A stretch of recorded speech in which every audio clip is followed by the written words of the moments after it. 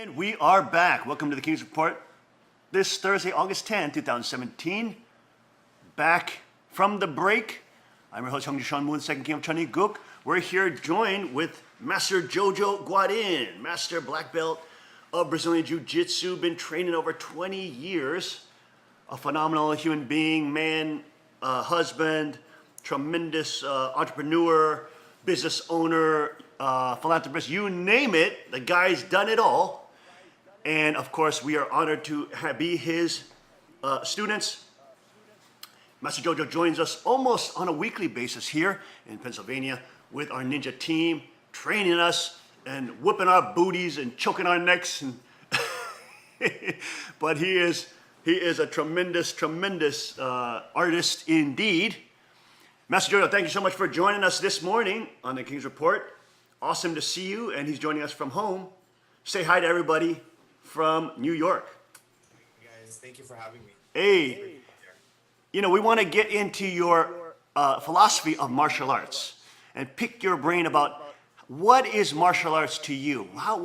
Why does it captivate practitioners who practice it? Why does it have so much power over our lives? Why does it transform our lives? Why does it change our lives? Maybe we were going down the wrong path. Maybe we were addicted to drugs or alcohol, or there's some crazy addiction or sex or whatever it is.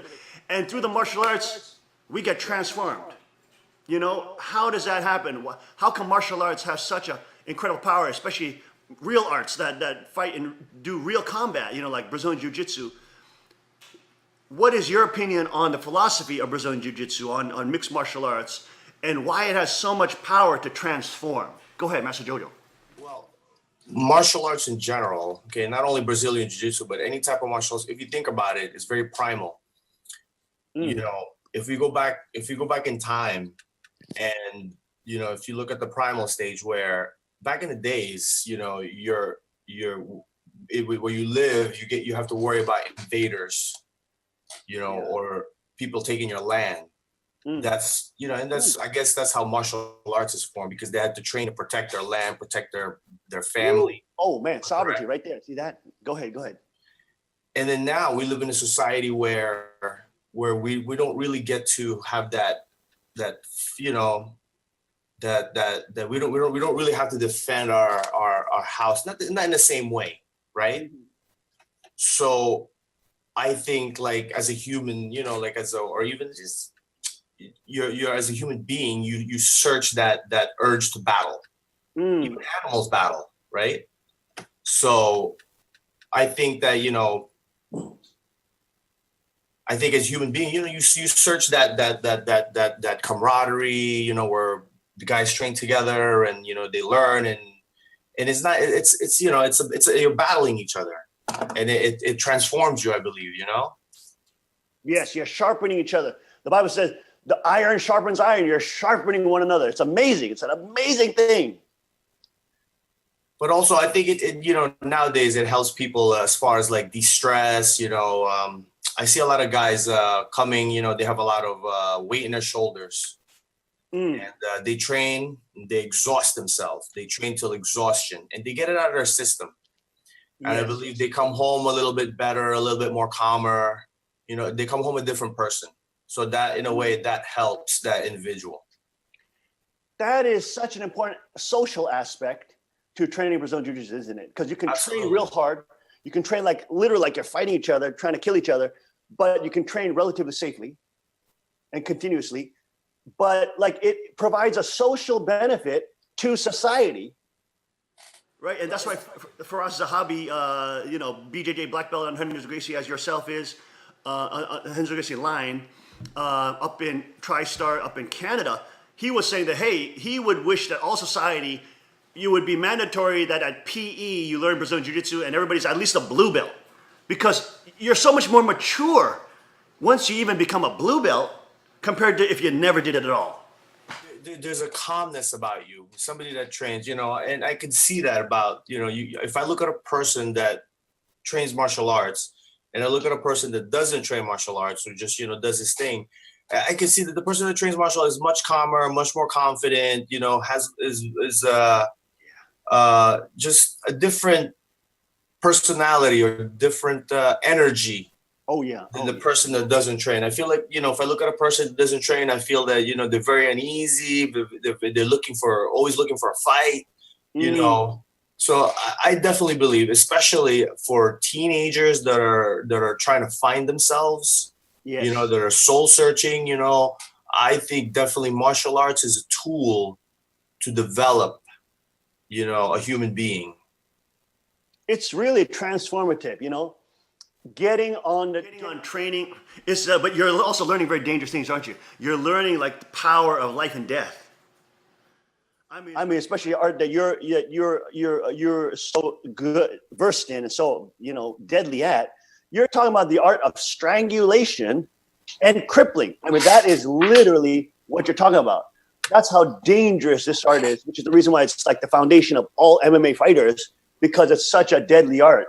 And it's been proven with Hoist Gracie, the first UFC, him challenging all the other martial arts and defeating them with the smaller guy fighting off his back.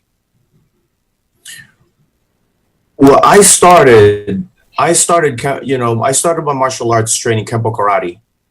And, I got up to brown belt, and a friend of mine, UFC was around. We just started, the UFC just started actually. And then a friend of mine said, oh yeah, there's a Gracie Jiu-Jitsu school, maybe like an hour away from where I was living. So we took the ride, we took a ride up there. And I went to the dojo, and an older, skinny, smaller gentleman, choked me out, strangled me maybe, I don't know, 5-6 times in a round. I had my karate uniform on. I had my brown belt. I thought I was the man. And then this older guy who's smaller than me strangled me to submission maybe multiple times. And after that, I was sold. And, I drove every day for an hour just to train Brazilian Jiu-Jitsu.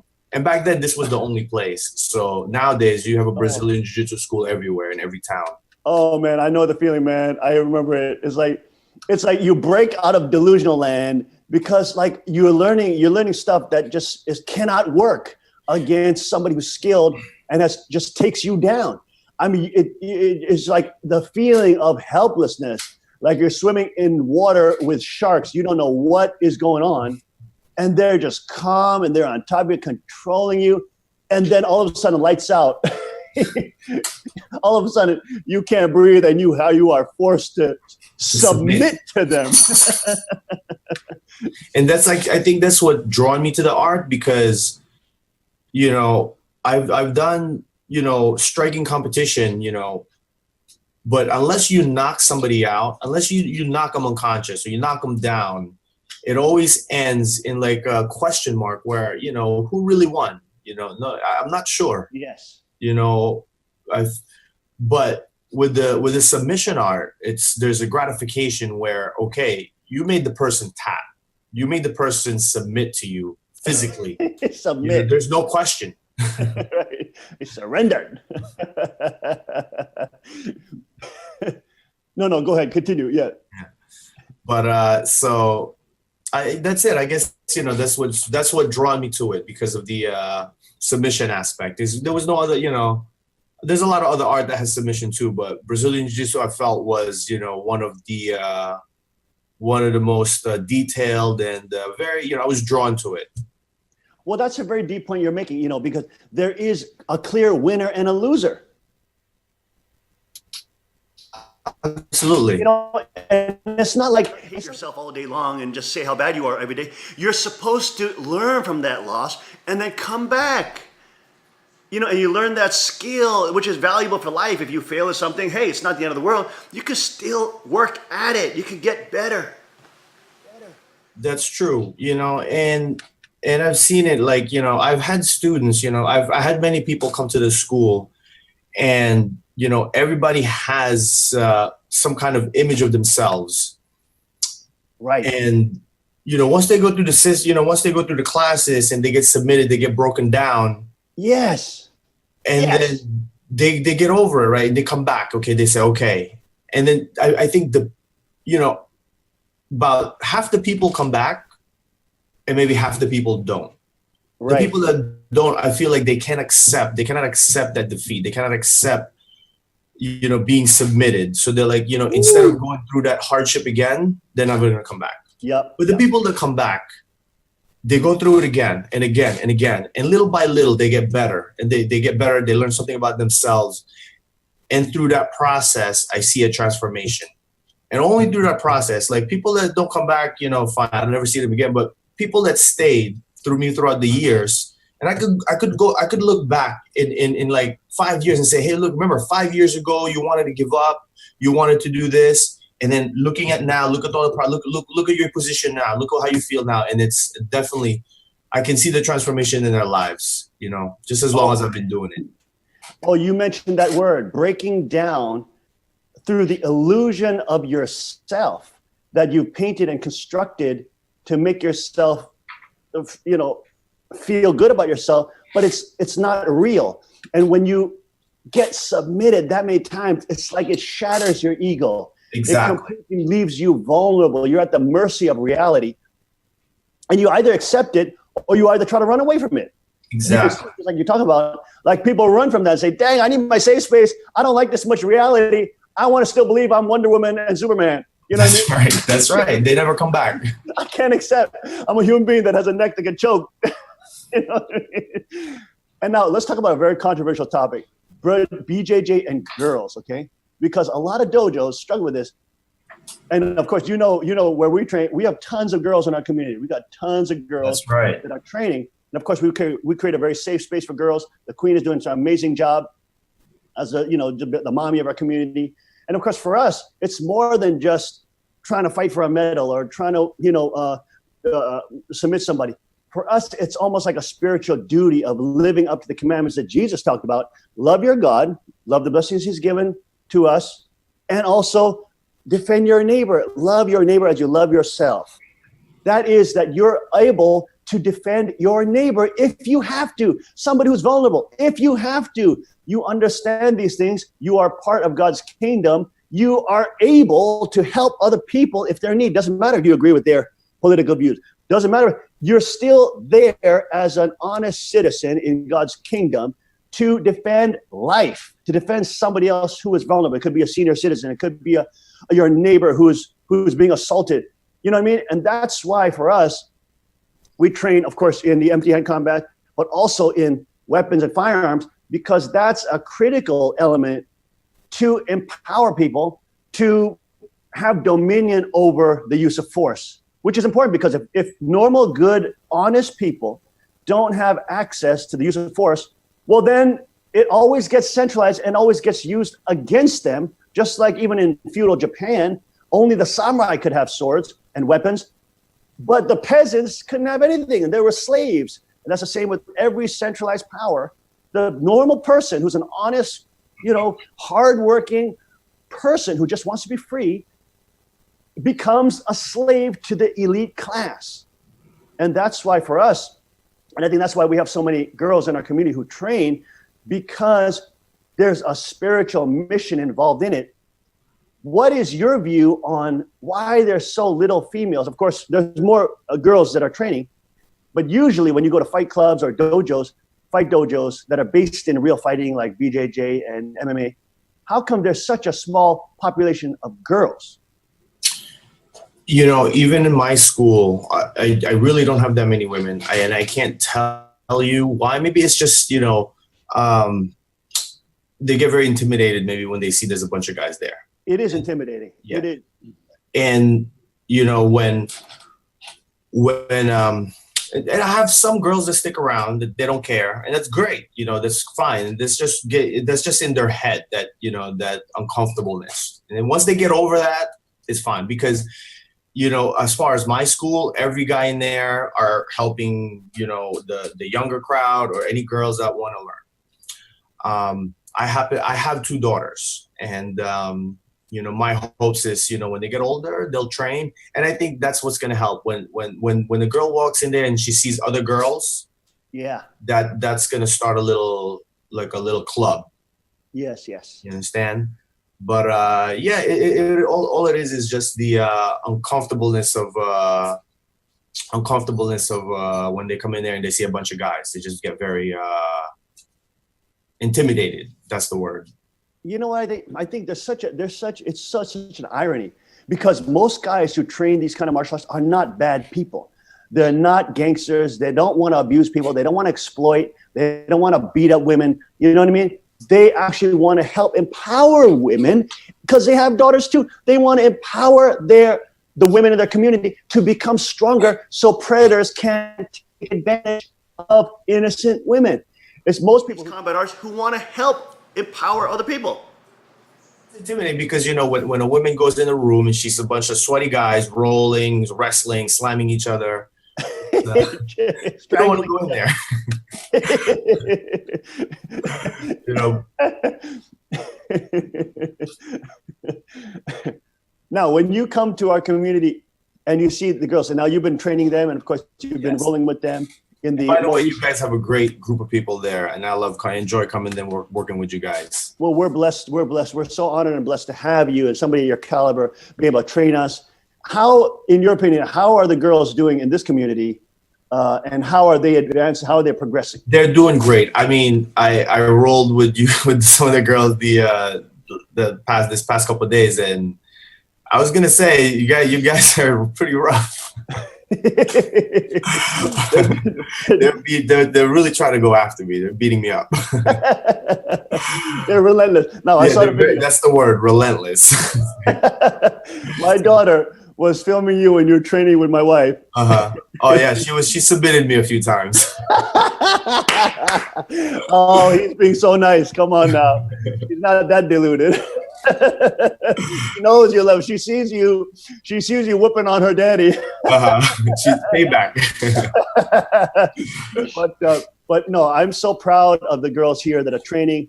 You know, yesterday we had an awesome training. Hey, maybe we can get some of the pictures up. I'm really amazed at the progress. You know, I only see you guys once a week, and you know, I don't see you guys on a daily basis. So I could really see the difference. I mean, like I said, compared to maybe if we look a few years back when I first started training you, even like a few months back when I started, the few months back that I rolled with, I believe, your wife and her sister. And compared to the way I rolled now, I mean, if you look at the film, I don't know if you guys filmed it. If you filmed a few months ago, I rolled with her, and then I rolled with her the other day. Big difference. Just the way they move, the way they're holding. It's definitely, you're doing a great job teaching them. Hey, you know, we got a great blessing to have your technical mastery, because all those little details that you have showed us, that makes the key difference. All those tiny little inches that help you control the positions are critical. Like you showed us this incredible back take from the seatbelt. Don't even worry about your hooks. When you got one hook in, you use your other foot on the floor and push them 12 o'clock north and then pull them into your guard. I mean, that was unbelievable and brilliant. That one detail has transformed everybody's technique. Nice. I'm talking about these little tiny details that literally you were teaching the armbar where you had the foot blocking the armbar defense the other day.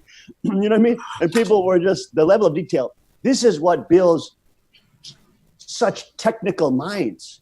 And how important is it to have a technical mind? Because the technical mind is a developed mind. It's a mind that has unlocked its epigenetic potential. It's a mind that is able to grasp concepts and think and also work in reality. It's such an important skill for life in general. And now you've started multiple businesses. You, of course, operate your dojo in White Plains and, of course, affiliates all over the East Coast, right? Yeah, I have one in Queens and in the Bronx. In the Bronx, Queens as well. And they, of course, you do MMA as well. You've had MMA fights as well. Your other dojos also have MMA practitioners as well. What is your opinion on the blending of Brazilian Jiu-Jitsu with mixed martial arts? How does it change? How does it have to be adapted to be effective when you have striking now and you have all sorts of other type of attacks that can be used instead of just straight grappling? Well, in general, grappling is your base, because every fight starts on your feet, right? You have your punches. You have to worry about punches and kicks. If you look at boxing, you know, when a boxer doesn't want to get punched anymore, what happens? They clinch. Right. Right? They clinch because they don't want to get punched. From the clinch leads the takedown. I think, you know, mixed martial art, if you're going to do MMA, you have to know three aspects. You have to learn how to fight in distance, striking and kicking. You have to learn how to fight in a clinch where you're holding each other, elbows and knees, mixing it up with takedowns. And you have to learn how to fight on the ground. So there's three stages of fight. You know, you have your long distance, you have your mid range, and then you have your close range, which is the ground. And, you know, unless you get good at all three, you have to have a balance in all three, because when you have that one weakness, that's where you're going to lose. Right. You know, if I know you're weak at striking, I'm going to keep the fight on the feet. If I know you're weak on the ground, then I'm going to take you down. You know what I mean? Look at Damian Maia, excellent on the ground, but he can't do anything on the feet, and that's why he's not the champion. That's right. You know what I mean? If his ground game, if his striking game was at least all closer to his ground game, he might have. I don't know. Who knows? But I'm just saying that, you know, you got to have a balance. If you're unbalanced, that's where it's lacking. You understand? Now, people say Brazilian Jiu-Jitsu is now becoming less relevant in MMA because you see less grappling. But of course, they don't understand the reality. All these guys are like purple, brown, or black belts already at the UFC level. They're already such high-level grapplers, and that's why they're canceling each other out. And basically, the fight is standing on the feet because it's more exciting. They got knockouts and all this stuff, but they're canceling each other. They can't take each other down. They can't submit each other on the ground because they're both super high level. They're going to have to try to knock each other out. And then they're going to, so that's exciting. But then the fight fans don't understand the hours and hours of practice that all these professional fighters are doing what? Brazilian Jiu-Jitsu. They all grappled because, like I said, if that's their weakness, that's where they're going to lose. So, you know, right now maybe you're seeing a lot of fights and, you know, ending on a feet. But that's just, like you said, that's just because they're both equal on the ground, or maybe they don't even want to go to the ground. You know, it all depends. But I still believe, look, you know, in the street, it's gonna end up on the ground. 90%, according to the law enforcement statistics. If you look at the statistics, you know, we're talking about trained fighters, UFC. You know, they train not to go to the ground, or they train techniques to avoid the ground. It's going to be different as far as, like, you know, if it's a street self-defense situation. You know, if you're fighting a trained fighter, you better be training yourself. Oh yeah. So very important points here. That I want to talk about. I want to go a little deeper in terms of, you know, real street fighting. The traditional way that we trained, even in the 90s and 2000s, I mean, most of the dojos that were connected to Gracie's were combining self-defense striking training with their BJJ, with their Brazilian Jiu-Jitsu. It wasn't always straight grappling. There was always some hitting. And they would like Hickson and those guys are bigger. All the Gracie brothers were into it, getting the kids ready for street defense. Now you see some dojos in the modern day that has completely gone away, and maybe they're focused just on competition. There's nothing wrong with that, but they're straying away from the roots of it as self-defense oriented, and preparing that person for a self-defense scenario if that ever arises. What do you think on that? You know, a lot of the Brazilian Jiu-Jitsu schools right now are focused on the sport Jiu-Jitsu. Right. That's just because, you know, medals and, you know, more, you know, the more medals or awards your school can get, I guess, is more prestigious you can get. More sponsorship, some of that. Yeah. But the root of it all is, you know, why do you study martial arts? It's not to get medals. It's to learn self-defense. You know, I still believe in the self-defense aspect. When I was my early training years, we would grapple while we would open hand smack each other. You know, that's called combat jiu-jitsu. You see, exactly. I was going to bring that up next. Yeah. So go ahead, talk about them. Yeah, we'll bring that up next. But yeah, I remember back in the days, that's how we trained. We would train no gi, And we would say, all right, striking allowed, but not closed fist. It'll be an open hand smack. And you smack each other in the head, smack each other, in the face, That's smack great each other in the training. body, because that would simulate a strike. Yeah. And all it is, it's like, now you cannot, now it forces you not to be in bad positions. You know what I mean? If you're in a bad position, you're in the bottom and your hands are tied up and you're getting smacked in the face, those could be punches. So now you avoid those positions and the grappling becomes very basic.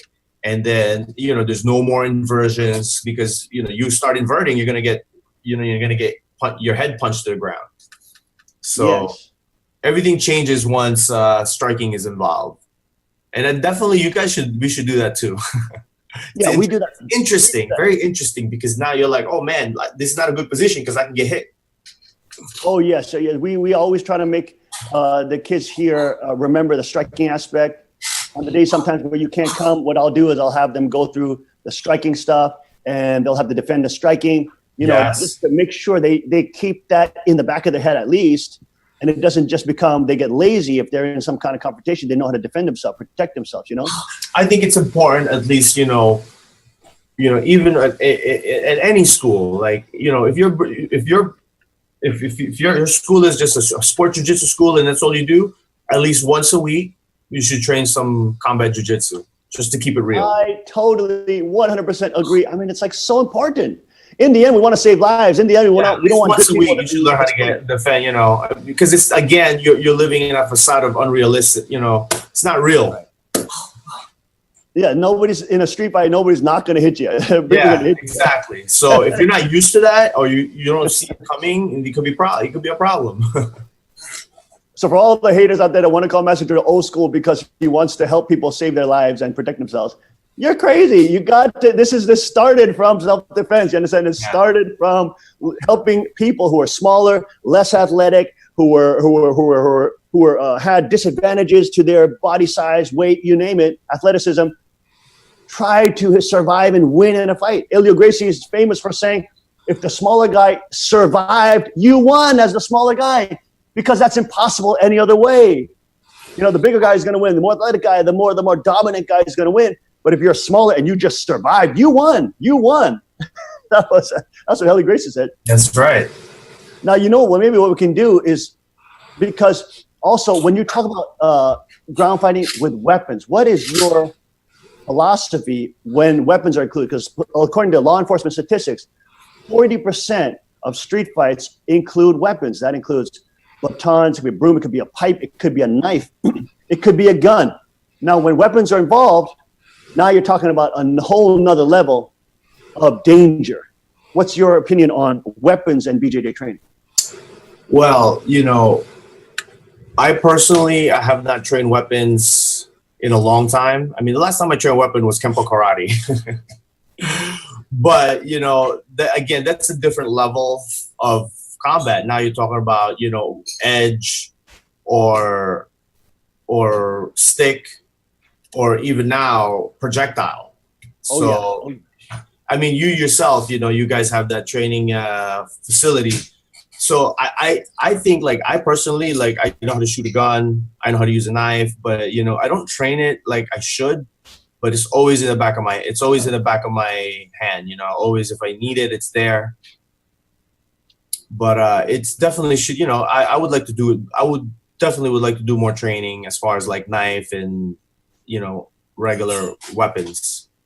Oh yeah, what we found is like it's so critical, because like you can get even you can get the girls, somebody who come in and it takes many years to get good at empty hands combat, but with a knife, just an edge weapon, even if that person has one is 2 is 1, 1 is none. If that person gets in a habit of carrying a self-defense weapon, or even it could be even mace spray, it could be pepper spray, but some type of defense mechanism that helps them in the first couple of years where they're building up their empty hands foundation and their grappling foundation. And that helps them come into the mindset of self-defense. And a weapon becomes a force multiplier. It allows somebody of smaller stature and a woman who is physically going to be weaker than a man on average it allows her to now have another element of the use of force so that she can fend off that attacker at a higher degree or at a higher level of success. So getting somebody very dangerous with an edge weapon, of course, is very quick. You can be very quick because even a child running around with a knife is dangerous. You know That's right. I mean, let alone a girl who's trained or, who has done fencing or just has been do some sparring with knife. I found that as a dad, I want my daughter to have as many layers of defense for herself and the ones that she loves because she's that precious to me. She's precious to God. She's precious to humanity. I want good people to be safe and to be able to free to roam where they want to roam and go where they want to go, but have the confidence and the tools necessary for them to do that in safety and not be assaulted by predators. I mean, isn't that the heart of any instructor who is honorable and good? Absolutely. I mean, especially I have daughters, I mean, I'm going to train my daughters how to handle themselves. I'm going to train when they get older, I'm going to train my daughters how to handle weapons. And just to have that feeling of, okay, she's going to go out there and I know that she'll be safe, that I know that I trained her well. I know that she can handle herself. If something were to happen, if someone were to attack her, I have that feeling that, okay, I did my job. She's well equipped, well trained, and I'll feel safe. I mean, there are dangers in the world. There are dangerous people. I mean, there's no doubt.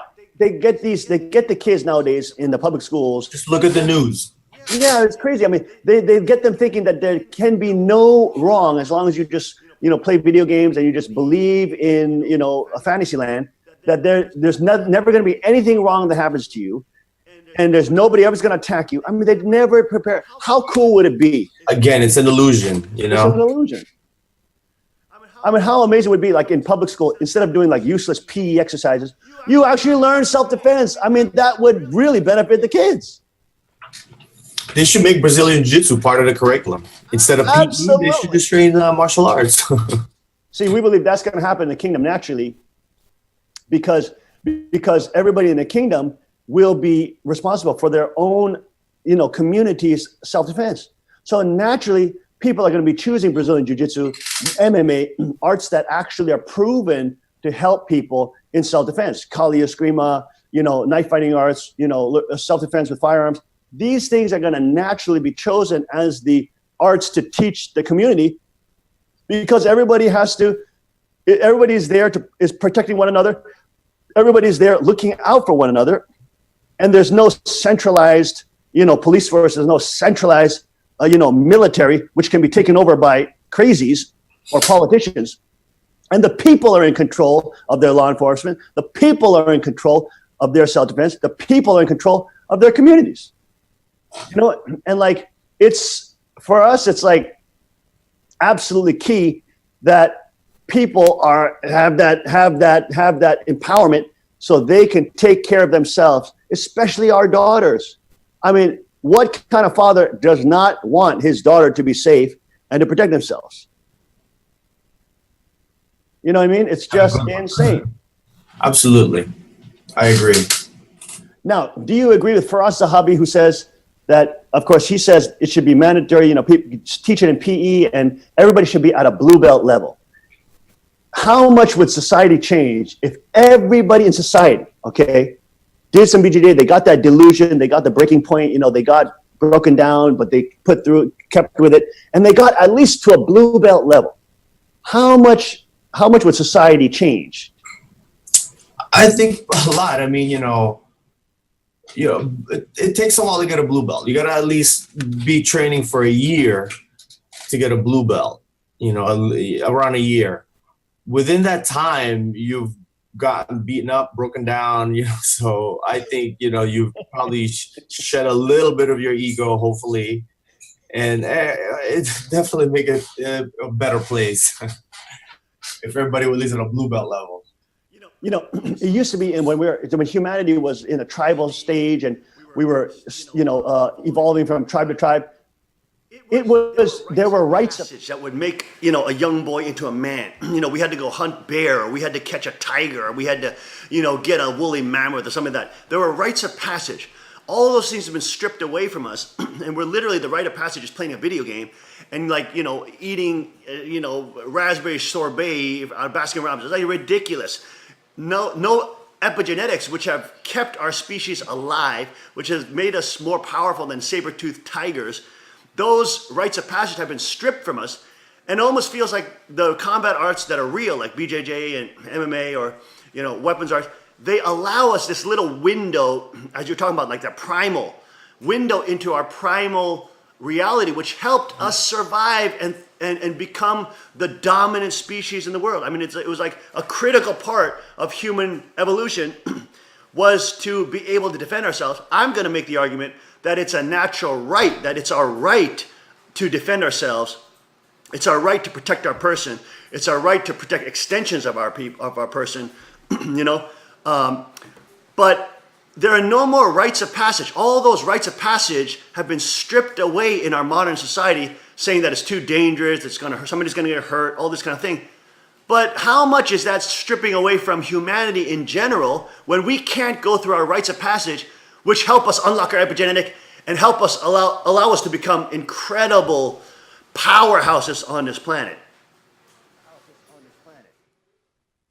That's why I think Brazil, think about it, like back then, there was not a lot of jiu-jitsu schools, right? You can't find jiu-jitsu. But now there's a jiu-jitsu school in every town. The demand has gone up. I think, now the society is looking for that. You understand? Yes. Because they took it away. So now they're looking for another way to, another way to gather, I would say, that tribal, what do you call, ritual. And that's, I think that's what these little clubs are forming, because they're looking for that tribal thing, because we don't have that anymore. So yeah, even in the modern world, like if you say tribal, that's seen as bad because everybody's supposed to be globalized. But that's what I feel. It feels like we're a little tribe, our school. And the same thing with you guys. You guys are a little tribe there, and you evolve from there. It's so true. It's so true. And then the other schools, that's their tribe. That's right. And then this is what's so amazing. The community competes with one another in a healthy way. In a healthy way, exactly. And it helps everybody. It helps everybody get better and keep the standard. An old coach told me that competition is good for growth. The competition develops growth. That's why we compete. It develops growth. Wow, isn't that important? Because there's so many levels of that. It's not only for individual, like you learn how to protect your training partners, but you also learn how to go hard on them when they're training for a fight. You know what I mean? Like you learn this thing of like preparing your people hard, but at the same time protecting them, and there's an incredible, there's many layers to that. The balance to it, because you go, you tip that balance, injury happens. Right. Speak to us about some of your injuries that you've had over your long journey training in BJJ. Man, the biggest one probably is the ACL surgery. Oh man. Yeah, that's probably the biggest one. I tore my ACL, which is a ligament, two ligaments connecting your knee, your femur to your tibia, and then one of those ligament, I guess, torn, and they had to take it out. They had to take a ligament out of my hamstring and reattach it to my knee. Oh man! Now, how did that happen? Was that in competition when you tore your ligament? In competition, in training. I twist your knee and you'd pop a knee. You'd hear a pop on your knee. Oh yeah, I've been many times. Yeah, many times that would happen. And in my 20s, not okay, fine. I pop it, couple days, no problem. And then when I was hit my 30s, little by little, 40s, it doesn't heal right. So eventually we had to get that fixed. So there was no one episode where you felt it tear. No. But when you went to the doctors, they said it's like a buildup of tears. Yeah, because it would tear, it would heal, it would tear, it would heal, it would tear, and then finally there was that one, maybe the last time it was like the straw that broke the camel's back, and I felt it, and then it was never the same. It was like it would always slip out of the position. I would have to like move my leg and pop it back into place. Oh my goodness. Yeah, and then it would happen a lot walking on the street. I would just be walking in the street, normal walk, and then boop, my knee would pop out. So I was like, oh wait, and I would have to move my leg, pop it back into place, continue walking. It would happen multiple times, and then finally I got it checked out. A friend of mine was, one of my students is an orthopedic surgeon. He checked my knee. He's like, man, you don't have an ACL.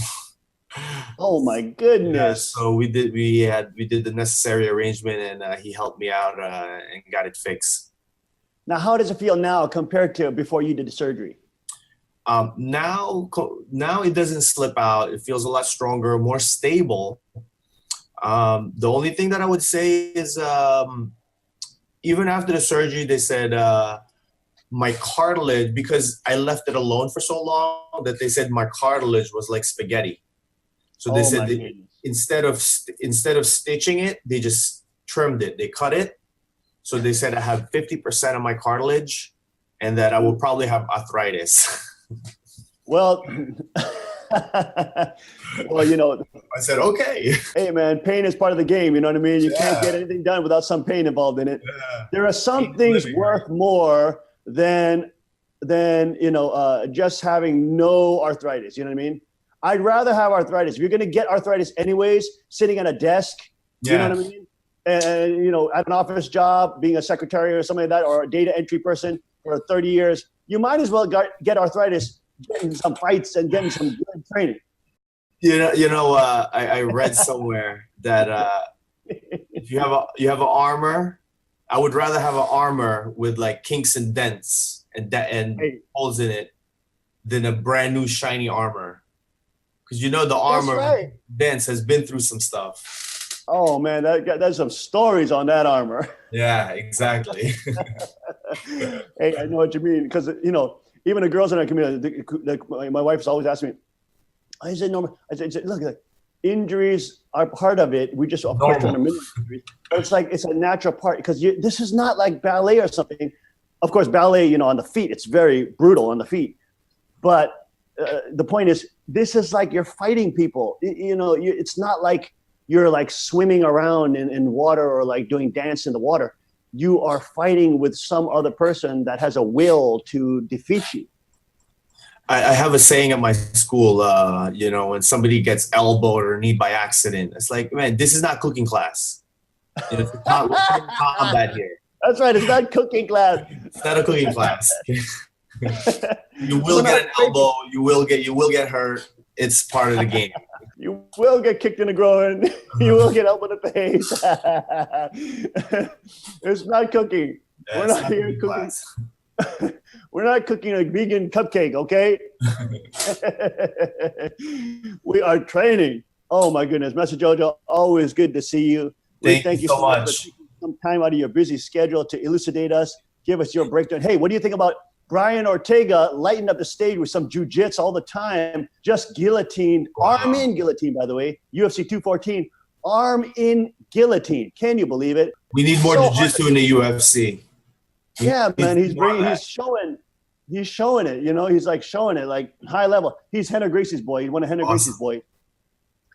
But like he's lighting it up. He's undefeated. I mean, the kid is definitely, he's got striking. He'll bang with them. But then he's known as T-City, Triangle City, and the kid just shoots triangles from all angles. The kid is like, we'll see more of him. Be awesome. Hey, check him out. And of course, we got. I think we're going to see the evolution of BJJ. I think we're going to see more and more BJJ coming up in the UFC because everybody's getting equal in striking. Everybody's equal in wrestling. Everybody's so it's now the submission game is coming back with like all these sneaky ways to finish normal stuff. It's always in waves. You're gonna have like a year of striking, then you're gonna have a year of grapplers. It's a cycle. That's it. It's always a cycle. Thank you, Master Jojo, for joining us this morning. So grateful to have you on, and of course, training with you every week is such a blessing. We're so grateful. Everybody here sends their love, prayers to you. Thank you for having me. The UFC tried to approach you, and of course, you protected your sovereignty and your business and your blood, sweat, and tears that you've poured into with literally your body on the line, your mind, your body, your spirit, everything. You protected your tribe, and you kept your entrepreneurial business. We pray that it just expands more, and that, we want to do everything we can to let everybody know about ECU BJJ. That's East Coast United BJJ. Is it ECUBJJ.com? ECUBJJ.com. Also, awesome gear, everybody. Everybody's trying to pick up your ECU BJJ gear, y'all. Get your raft guard. Get your cool shorts that are coming down the line. Get your stickers put on your car. You gotta wear your tribes with tribe color with pride. You know what I mean? You gotta represent. You gotta represent the honest, sovereign people who are fighting for freedom and sovereignty, trying to empower one person at a time. Thank you, Master Jojo, joining us today. Thank you, guys. Have a great day. Great to see you. God bless you, my man. Say hi to your family. Happy Tuesday next week. Bye-bye. Hey, see you Tuesday, man. See you Tuesday. There he goes, Master Jojo. Thank you for joining us today on the King's Report. We had a very interesting conversation about peace, belief, militia, and empty hands combat and training. This Thursday, August 10th, 2017. It's a crazy day, like every day, in the kingdom, where we analyze political Satanism from the perspective of the Trinity Constitution. Make sure you're praying every day for the president. Make sure you're praying every day for God's kingdom to come. For he said every day, pray, our Father who art in heaven, hallowed be thy name. Thy kingdom come, thy will be done on earth as it is in heaven. Give us today our daily bread, and forgive us our debts as we forgive our debtors.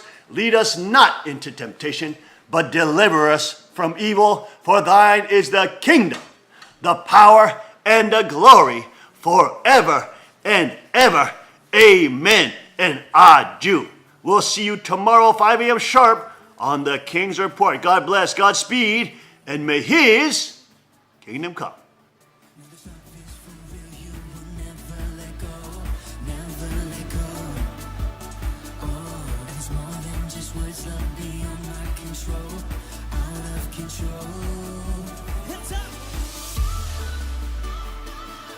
This is real love. This is real love.